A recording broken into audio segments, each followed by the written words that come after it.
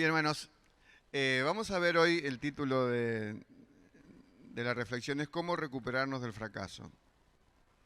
No sé si alguna vez ha sido parte de la experiencia que yo he tenido, alguna vez hemos experimentado el fracaso, ¿verdad? Cuesta reconocerlo y no quiere decir que los emprendimientos van a ser todos plenos. Si usted quiere leer, vos querés leer la historia de todos los inventores, vas a encontrar multitud de fracasos. Creo que el que inventó la lamparita, no esta, pero la más prehistórica, intentó creo que 2000 veces. Menos mal que sí, Tomás Alva Edison. Menos mal que él siguió. Ahora, todo creyente debe saber que nadie es inmune a la tentación y al pecado. Por eso un antiguo proverbio, lo leo en la versión, creo que NBI, el orgullo va delante de la destrucción y delante de la caída la altivez de espíritu. Así decía San Agustín de Hipona, aunque no coincidimos con él en muchas cosas, pero él tenía una frase que decía que el orgullo es la madre de todos los pecados, es el origen de todos los pecados, pero la madre de todos los pecados. Por ejemplo, la Biblia habla del fracaso de Ananías y Zafira, mintieron al espíritu, habla lo que le pasó a Juan Marcos, el joven pariente de Bernabé que se volvió a su casa en la misión, Pedro que fue, no solamente lo que vamos a ver ahora en el Evangelio, sino más adelante también tuvo otro tropezón, y así podemos ver muchos casos. Pero hay un hilo conductor, y es el descuido y la arrogancia. Ahí tiene una figura de Superman. ¿Ustedes saben que mucha gente se cree Superman? No vuela porque solo en avión vuela, pero ahí está, como leíamos en la historia tan antigua del siglo XX, que fue famosa, existía la kriptonita, ese material del planeta donde él era originario, que le hacía perder todas las cualidades sobrenaturales. Y quiero decirte que también los creyentes podemos, si quitamos nuestros ojos del Señor, podemos llegar al fracaso. Ahora, si somos de Cristo, no hay fracaso definitivo. Bendito sea el Señor. No hay fracaso definitivo. Por eso creemos en las caídas temporales, no las queremos, no deseamos tampoco, pero en la lucha contra el pecado muchas veces somos víctimas y caemos. Bueno, no somos víctimas, somos responsables frente a esto, ¿no? Pero siempre Cristo nos ama con un amor perseverante, inmutable y fiel. Y esa es la expresión de lo que vamos a leer ahora, si me acompañas, en el Evangelio de Marcos, capítulo 14. La negación de Pedro está más en los tres evangelios, Mateo, Marcos, Lucas, Juan, y en Marcos dice el verso 26 del capítulo 14 hasta el 31, dice, cuando hubieron cantado el himno. Bueno, explico un poquito eso. En la cena del Señor fue instalada luego de la Pascua. Y en la Pascua se cantaban himnos, porque era un tiempo de gratitud y de alabanza a Dios por la liberación de Egipto, muchísimos siglos antes. Y bueno, ¿saben qué se cantaban? Los salmos 113 al 118. Así que Jesús cantó salmos. Y de la misma manera todos los cristianos somos de alguna manera, aunque no tengamos la voz, como yo no tengo voz para cantar, pero es la expresión de un corazón redimido y gozoso y agradecido a Dios. Así que ese día entonces, cuando vieron cantar el himno, salieron de un recinto que se llamaba Aposento Alto. El Aposento Alto era un lugar que yo había dado una señal para ir a ocuparlo. Era en el medio de la Pascua, así que esa persona que lo entregó, que es un NN en la Biblia, perdió el dinero que le hubiera venido muy bien para entregarlo al Señor y a sus discípulos. En ese lugar hubo una comunión muy íntima. Ahí fue el lavado de pies. Ahí se instituyó luego de la cena pascual, la cena conmemorativa del Señor, pero luego se sucederían los hechos que llevarían a Jesús a la cruz. Entonces Jesús no permaneció en ese lugar. Entonces se supone que se cree, y creo que con acierto, al salir del aposento alto, ahí Judas, en medio de las sombras, se dedicó a hacer la vil tarea de vender por 30 monedas de plata al Señor. Pero dice, salieron al monte de los olivos, dice Marcos 14, 26. Y ahí donde Jesús recuerda lo que recién leímos las profecías de Zacarías, el profeta. 500 años antes había sido anunciado. Y otra parte de la Biblia dice que fue Jesús estacionado en la casa de sus amigos, este pastor herido. Pero también Jesús anuncia, a pesar del... porque para ubicarnos qué pasaba, hasta ese momento todo era fiesta. Habían pasado 3 años y un poco más del ministerio público de Jesús, y Jesús había vencido a todos sus enemigos, antes de la cruz, por supuesto, religiosos, adversarios, gente mal llevada, gente que tenía una intención muy mala con Jesús, inclusive lo habían acusado de hacer los milagros por el príncipe de los demonios, una cosa terrible. Jesús vencedor. Pero Jesús, 6 meses antes de este momento que leemos, lo lleva a un lugar que se llama Cesarea de Filipo, una de las ciudades más, dirían los chicos, de recontra pagana, y ahí hace una encuesta personal para saber si habían entendido quién era él. Dice la gente muchas cosas, pero salió Pedro allí con una revelación que no era de él, era algo que Dios le había revelado al corazón. Y cuando Jesús pregunta quién dice la gente que soy yo, quién soy yo, Pedro dice: tú eres el Cristo, el Hijo del Dios viviente. Y Jesús los felicitó. No tenía mérito, pero bueno, el Señor animaba a los suyos. Y al ratito nomás, a los minutos,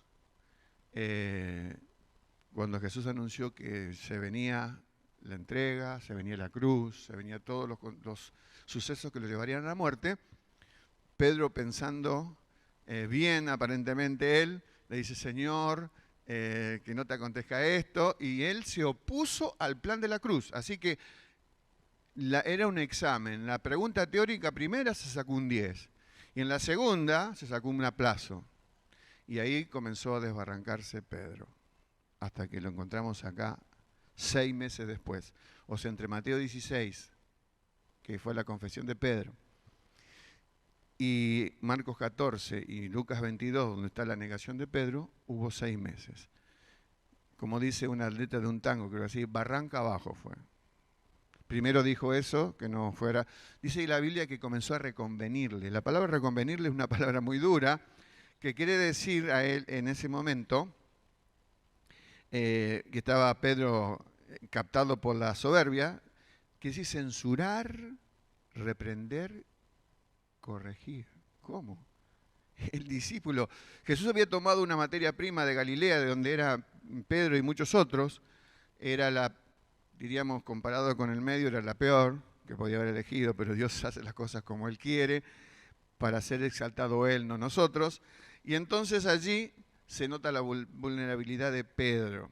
En primer lugar, Pedro habló como Pedro, dijo: tú eres el Cristo. Y sigue, ¿no?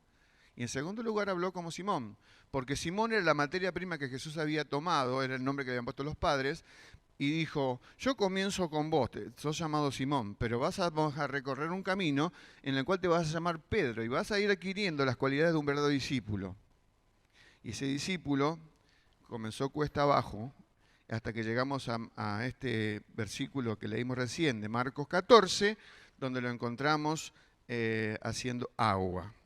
Ahora, vamos a, fíjense allí el orgullo en las figuras que estamos viendo.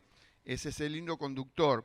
La palabra soberbia viene del latín, no del griego, que es superbus, supercolectivo sería, ¿no? Superbus quiere decir por encima de. Entonces Pedro, partiendo de bien abajo, él pensó que progresaba y se puso por encima de la palabra de Cristo, la obra de Dios, sus propios condiscípulos, y entonces de ese lugar siguió 6 meses hasta que lo encontramos aquí. Ahora, Juan Carlos Rail es un siervo de Dios de 1800 y tantos, y él dijo esto: hay mucha más maldad en nuestros corazones de la que sabemos. Nos asusta esa frase. Nunca podremos decir hasta dónde somos capaces de caer. Ojo, Ojo, para mí dijo primero, ¿no? Si somos tentados, no hay grado de pecado al que el mejor de los santos no pueda descender.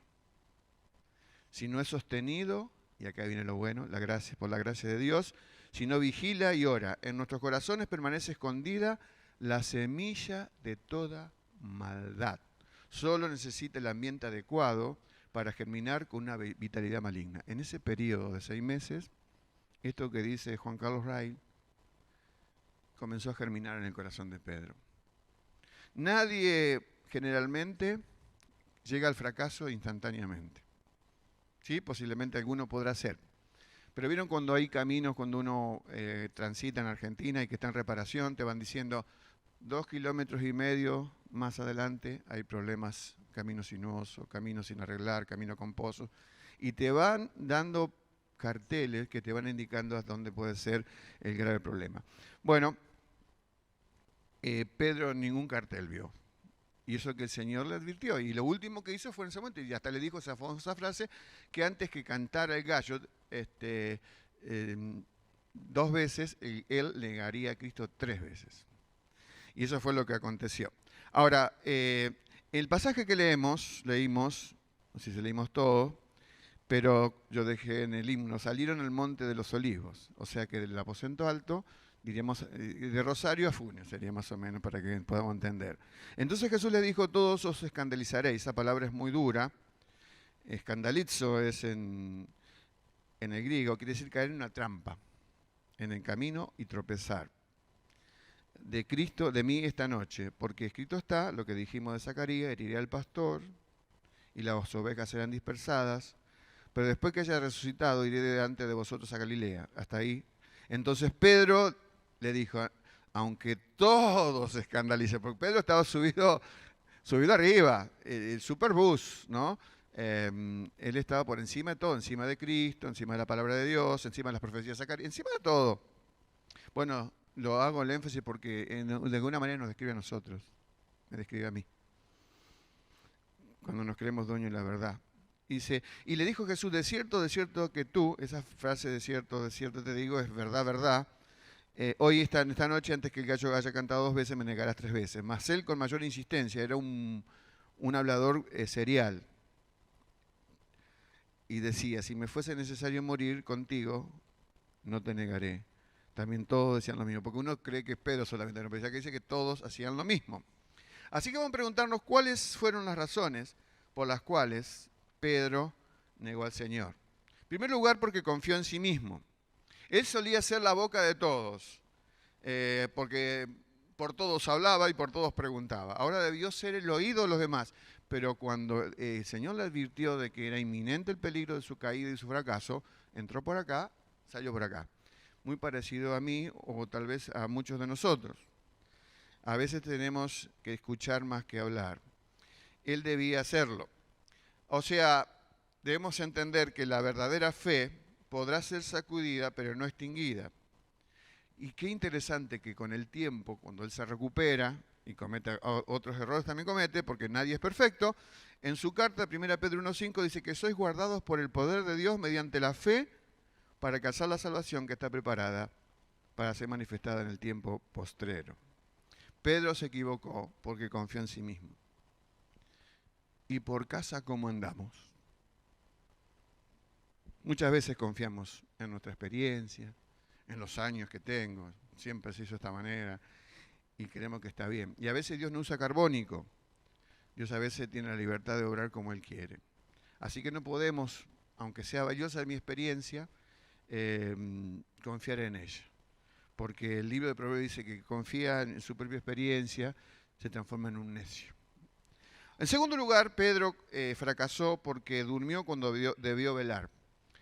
Cuando Jesús se traslada, dijimos, del aposento alto y se dirige al huerto de Getsemaní, que era un huerto abandonado, y está muy bien ese nombre, Getsemaní, por supuesto que se llamaba así mucho antes de Jesús, quiere decir prensa de aceitunas, Getsemaní. Entonces en esa noche el Señor Jesús fue prensado y fue el tiempo de mayor angustia de su estadía en la tierra. Muchos cuando se habla de las tentaciones de Jesús dicen sí, las del desierto. Fueron terribles las del desierto, pero la más terrible de todas, muchos eruditos piensan, fue la del huerto de Getsemaní.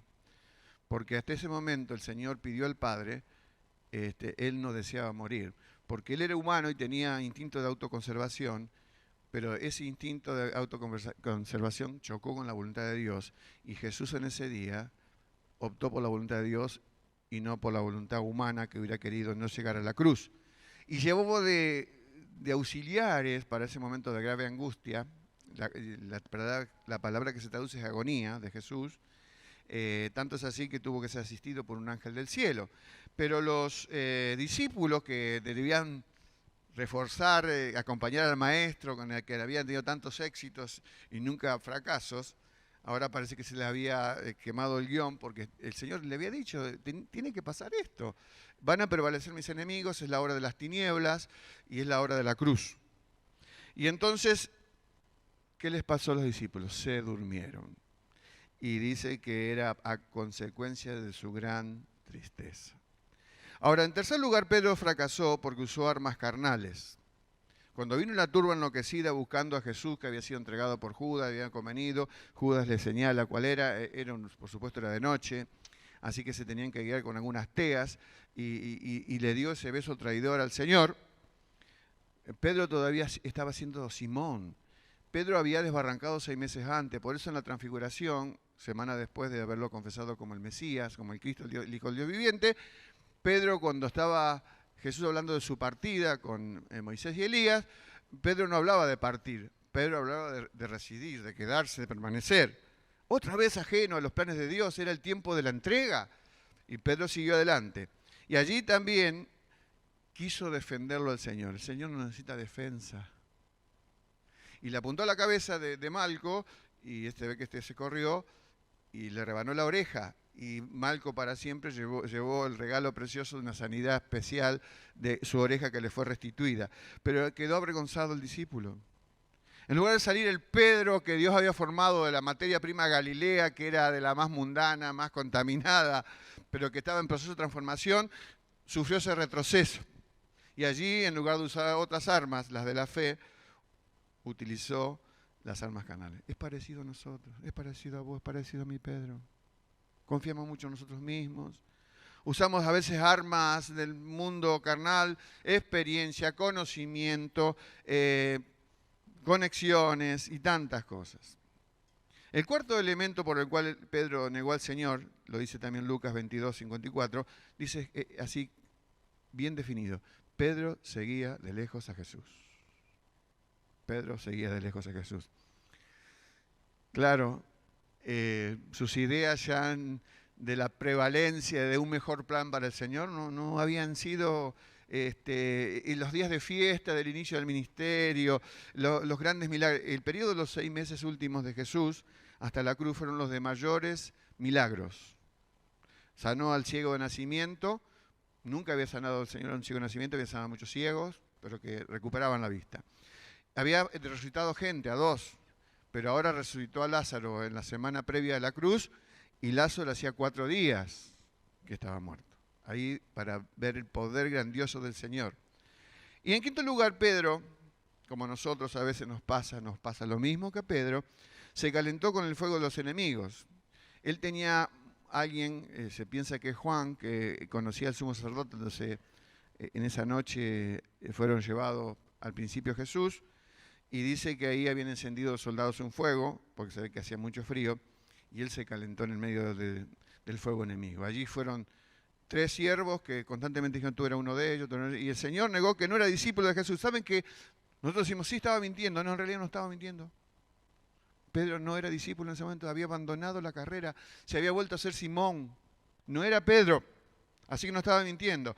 Ahora llegó al fondo del producto de la soberbia, y vino la caída, el quebrantamiento de espíritu.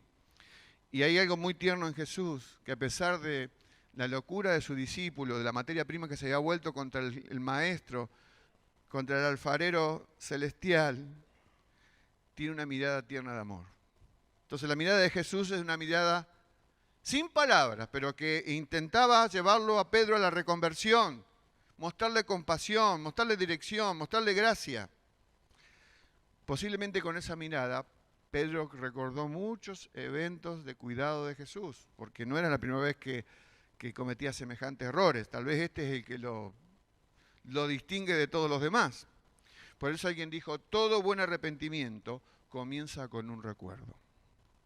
Eso le pasó al hijo pródigo. ¿Qué recordó el hijo pródigo mientras estaba enterrado sus pies en el medio del chiquero de los cerdos?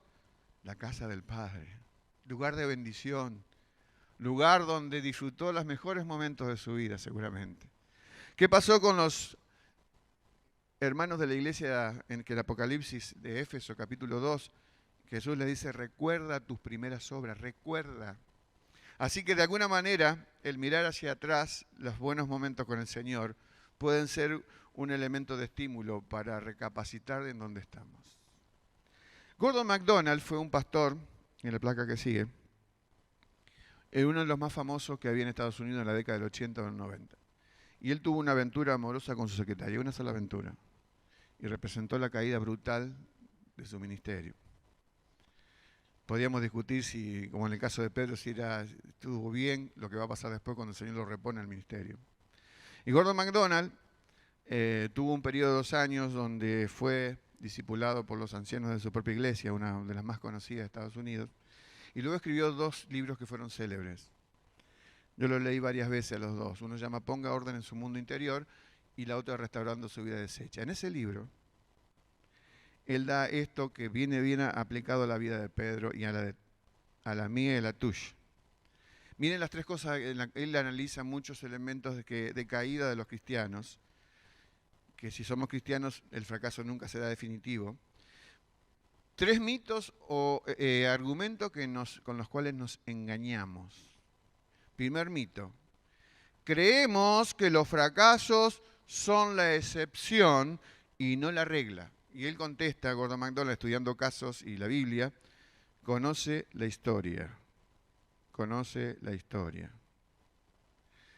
Yo durante muchos años, ahora son los más jóvenes que llevan adelante cursos prematrimoniales, y es bueno ver las caras de algunos de los hermanos que cuando están con la expectativa del enamoramiento, de la nueva etapa de ser casados, que cuando uno empieza a hablar de problemas que posiblemente puedan llegar en el futuro, hay una experiencia como nadie quiere hablar de eso. Es como ponernos una vacuna para que no nos agarre la enfermedad. Así que mi hermano conoce la historia. Dice Gordon MacDonald, dando una historia pequeña, que cuando comenzó la etapa de la automatización en el mundo, uno de los primeros lugares que fue tomado fue la aeronavegación. Entonces había una cinta grabada, es una historia figurada, donde se decía, una voz decía, buenas tardes, damas y caballeros, bienvenido al bordo del avión. Estamos volando para alcanzar la altitud de crucero de 20.000 pies. Todo este avión está funcionando perfectamente y esperamos aterrizar en el área establecido. Este avión es completamente automático. No hay piloto ni copiloto, todo está controlado por una computadora. Así que tome asiento, relájese y disfrute el vuelo. Nada va a andar mal. Nada va a andar mal. Nada va a andar mal. Era una irrisoria burla. A que sí puede, ¿por qué no va a andar mal algo? ¿Por qué no va a andar mal? Así que, hermano, reconoce que el fracaso no es la excepción a las vidas. Muchas veces la regla. Segundo elemento, nunca me va a pasar a mí. ¿Por qué no? ¿Por qué no? Igual que alguna enfermedad. Esta enfermedad no me agarra a mí. Y me agarra. ¿Por qué no? Por eso conócete a ti mismo. Por eso Pedro ignoró las advertencias precisas del maestro. Jesús dejó aún que sacara la espada. No es que se la quitó antes de sacarla, dejó que la sacara. Dejó que huyera, que hiciera el ridículo ante gente que dice, tú eres Galileo, hablas como él, estabas con no, yo no soy. Hizo el ridículo, pero llora amargamente. Jesús no es un DT, un director técnico de fútbol, de cualquier deporte, bueno, digamos fútbol porque acá son todos fanáticos de fútbol, que lo que quiere siempre es ganar. Jesús está en el negocio de edificar vidas. No importa la edad que tengas. Dios, a través de Jesús, quiere edificar vidas, no ganar partidos. Y en tercer lugar, decía Gordon MacDonald, yo voy a enfrentar todas las situaciones. ¿Quién te dijo que vas a enfrentar todas las situaciones? Por eso él contesta, conoces las leyes de Dios. ¿Te acordás de Lot? O lo que estuvo compartiendo Sebastián. ¿Te acordás de Lot en Sodoma? ¿Cómo llegó a semejante locura ahí de entregar sus hijas? Bueno, entendiéndolo en la cultura antigua, fue de a poquito. Primero salió bajo de la cobertura de Abraham, su tío. Después dijo, qué buena que son, era el lugar, dicen los eruditos, que era el lugar más, tal vez más bello de la tierra. Era un vergel, ahora es todo un desierto eso, por la explosión posiblemente atómica o lo que sea. De a poquito, de a poquito, de a poquito, hasta que era un juez en las puertas de la ciudad dictaminando justicia. Es una de las ciudades más corruptas que ha existido en la historia. Y lo último entonces, ¿cómo se recuperó y cómo nos recuperamos nosotros? Primero, hay que acercarse a Jesús sabiendo que nos dará amor y no golpes. No está el Señor con una masa esperando que te equivoques para golpearte en la cabeza o en los dedos. En Juan capítulo 21 les cuento, no puedo leerlo todo, ya estamos cerca del final. Jesús se acerca a su discípulo, 6 meses, arriba de, no sé, de la nada, para ser juez de todo, de Jesús, de la palabra de Dios, del plan de salvación. Y allí estaba, todo cohibido, había vuelto las barcas. Y entonces Jesús pregunta, ¿me amas más que estos? No es que Jesús comparaba a Pedro con los de estos. Esto se refiere al aparejo de la nave, se refiere a los elementos de pesca. Él había sido desafiado a ser Pedro y se estaba volviendo Simón. Jesús hace 3 preguntas. En las 3 preguntas, en el castellano, ¿me amas Pedro? Son todas iguales, pero en el original son diferentes. ¿Me amas Pedro? La primera pregunta, ¿me amas Pedro con un amor profundo? Pedro contesta, Señor, te amo con un amor superficial. Jesús insiste, Pedro, ¿me amas con un amor profundo? Jesús, te amo con un amor superficial. Y por último, Jesús cambia la pregunta y le dice, ¿me amas con amor superficial? Y Pedro ahí se angustió, terminó de bajar la guardia, reconociendo que frente a él estaba alguien que estaba restaurándolo. ¿Cómo lo hizo Jesús? Con amor. Y Jesús, ¿por qué preguntaba de ese tema? No había sido una negación que involucraba otras cosas, y ahora pregunta solamente por un sector, el amor. ¿Saben por qué? Porque Pedro había llorado amargamente, Pedro estaba disgustado, Pedro se había alejado de los demás. ¿Por qué preguntó sobre el amor? Porque solo el amor hace aceptable para Dios todas las demás señales del arrepentimiento. Base bíblica.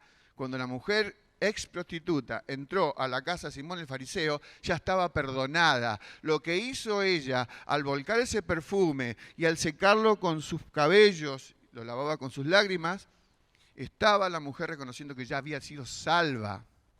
¿Cuándo? Antes de entrar a la fiesta. Lo que pasa es que el castellano en Lucas 7 muchas veces nos juega una mala pasada. Y el amor era la manifestación. Ahora, en este año nos hemos puesto de acuerdo los pastores en hablar de los vínculos. El vínculo de Jesús con Pedro se había quebrantado. Había algo que estaba en el medio, que hacía de basura, que hacía de cortocircuito. Lo mismo pasa cuando ya somos cristianos y adoptamos en algún momento de la vida una etapa que llamaríamos carnal, de niño en Cristo. No hay una vinculación plena con el Señor, porque el pecado produce cortocircuito en nuestras vidas. Por eso Dios quiere vínculo pleno, sin estorbos con el Padre. La vida que se expresa así es la vida llena del Espíritu, la vida que gobierna a Dios. Dios no quiere estorbos. Por eso también el hijo pródigo, cuando vuelve, había algo que se había roto. Y había dicho al Padre, con sus actos, lo que vos me ofrecés no me gusta, me voy a hacer mi propio plan.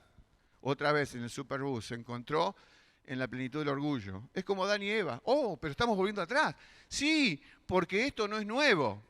Se ha sucedido, nos explicó Sebastián hace un ratito, se ha sucedido a través de todas las épocas. Nos creemos lo que no somos. Queremos enmendarle la plana a nuestro Creador. Queremos que tenemos mejores planes que Él. Si Dios dice, de esta manera el hogar no se hace, nosotros sí, lo vamos a hacer así.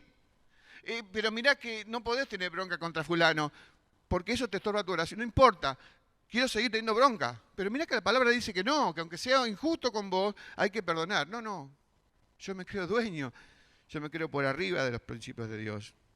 Por eso, mi hermano, si hay fracaso, en segundo lugar, Hay que ir a Jesús con plena confianza, no confiando en nosotros mismos. En la Biblia había un rey que se llama Asuero, está en el libro de Esther, uno de los dos que en la Biblia que tiene título de mujer. Y dice allí que este Asuero tenía una costumbre y quería que rodearse de gente que siempre dijera, sí señor, está todo bien, sí señor Asuero, usted tiene razón. No quería ser molestados por malas noticias. Por eso que el pueblo judío estuvo a punto de morir, de ser aniquilado por un enemigo que estaba ahí cerca del rey, pero la reina Esther arriesgó su vida para llegar a que esta ley que había sido impuesta se quitara. Pero el Señor Jesús no es Asuero. Jesús edifica su reino con fracasados, desilusionados, amargados.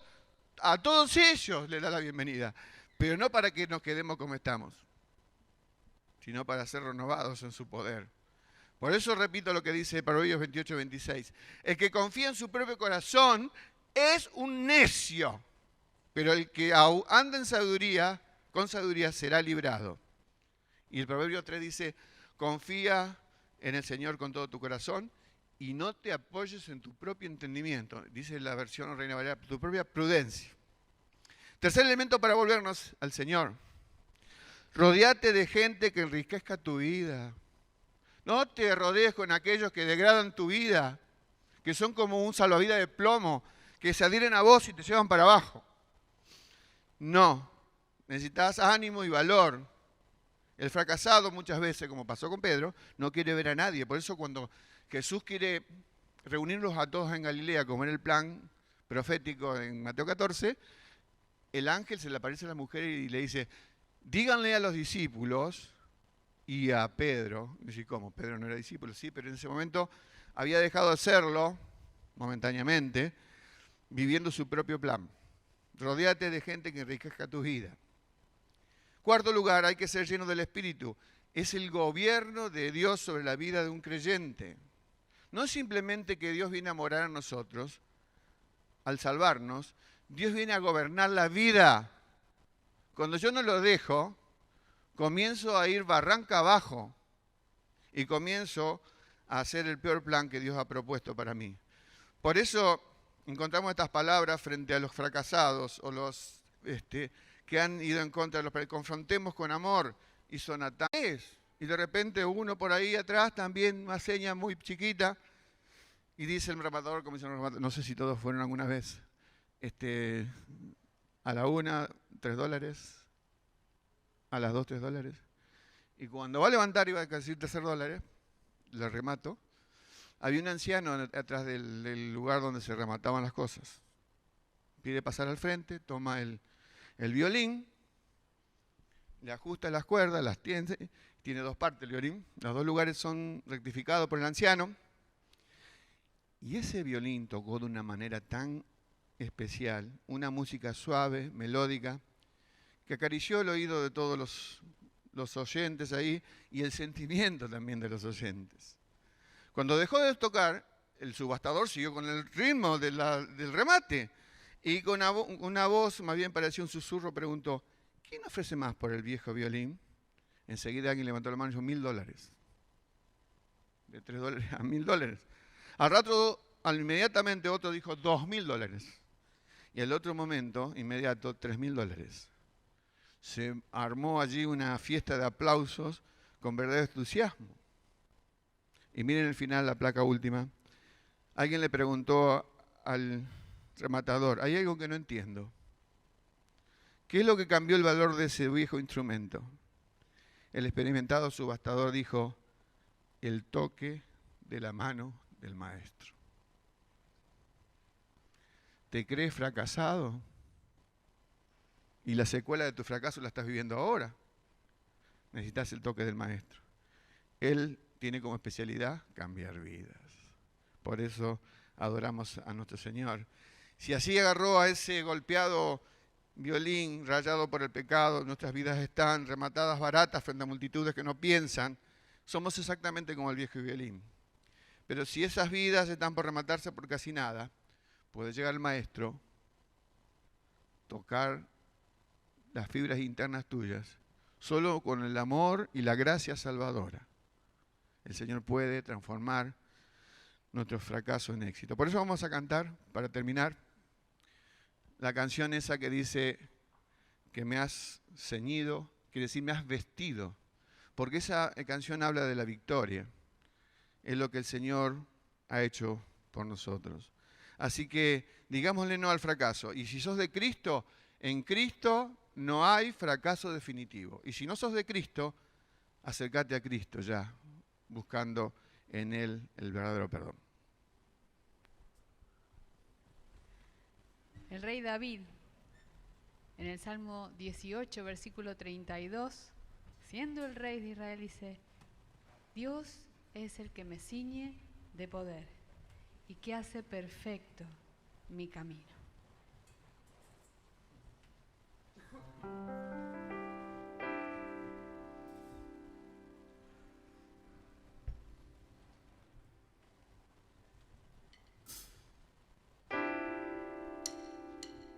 Al que me ciñe de poder, al que de mi victoria es, solo a Él alabaré, solo a Él exaltaré. Al que me ciñe de poder,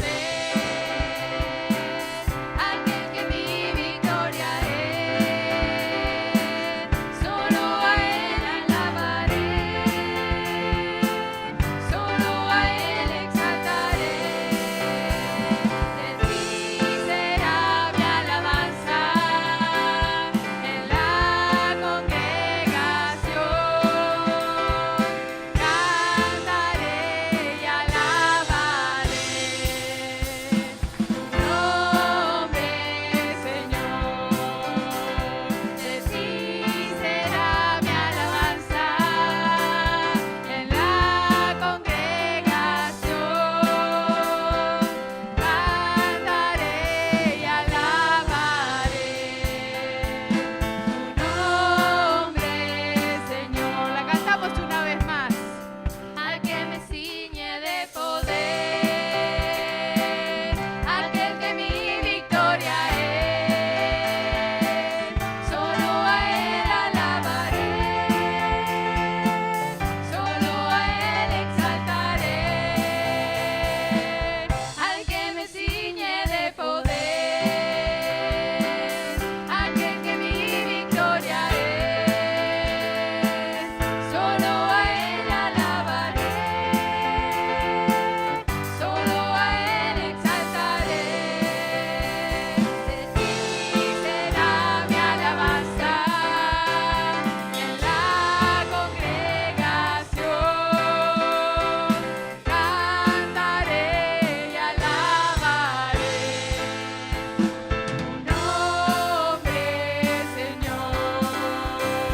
De ti será mi alabanza en la congregación, cantaré y alabaré tu nombre, Señor, tu nombre, Señor, tu nombre, Señor. Amén. Dios les bendiga.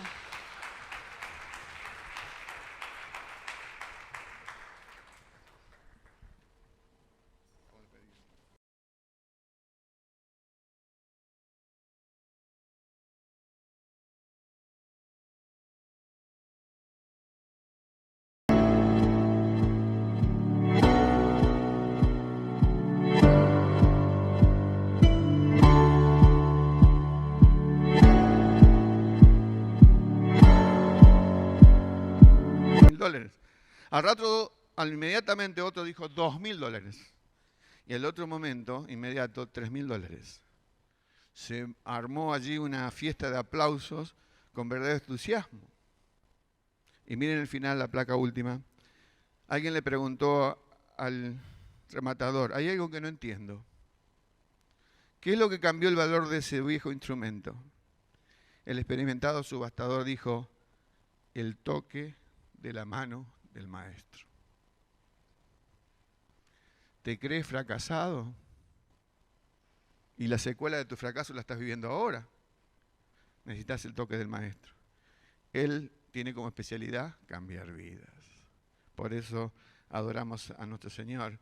Si así agarró a ese golpeado violín rayado por el pecado, nuestras vidas están rematadas baratas frente a multitudes que no piensan, somos exactamente como el viejo violín. Pero si esas vidas están por rematarse por casi nada, puede llegar el Maestro, tocar las fibras internas tuyas, solo con el amor y la gracia salvadora. El Señor puede transformar nuestros fracasos en éxito. Por eso vamos a cantar, para terminar, la canción esa que dice que me has ceñido, quiere decir me has vestido, porque esa canción habla de la victoria. Es lo que el Señor ha hecho por nosotros.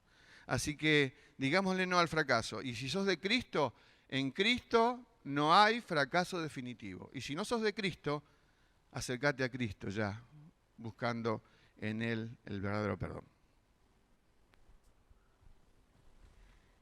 El rey David, en el Salmo 18, versículo 32, siendo el rey de Israel, dice: Dios es el que me ciñe de poder y que hace perfecto mi camino.